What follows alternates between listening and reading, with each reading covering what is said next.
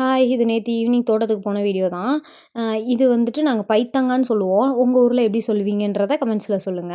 அப்புறம் பாகக்கா, பீக்கங்கா, முள்ளங்கி இதெல்லாம் இருந்துச்சா, எல்லாமே முத்துற ஸ்டேஜ்ல இருந்ததுனால, சரி போய் புடிங்கிட்டு வந்துரலாம் அப்படின்னு சொல்லிட்டு நானும், அம்மாவும் போனோம். எங்க சித்தப்பா அப்ப கரெக்ட்டா வந்துட்டு, தண்ணி விடணும் அப்படின்னு சொல்லிட்டு, "நீ அந்த பைப்ப மட்டும் திருப்பி விடு" அப்படின்னாங்க. அது கூட ஒரு 10 நிமிஷம் போராட்டத்துக்கு அப்புறம் அந்த பைப்ப திருப்புனேன். எங்க சித்தப்பா சிரிச்சுக்கிட்டே போனாங்க. "எதுக்கு தான் லாய்க்கோ தெரியல" அப்படின்னு சொல்லிட்டு சிரிச்சுக்கிட்டே போனாங்க. எனக்கு எஸ்டர்டேலேருந்து யூடியூப்ல ஒரு ப்ராப்ளம் போயிட்டுருக்கு.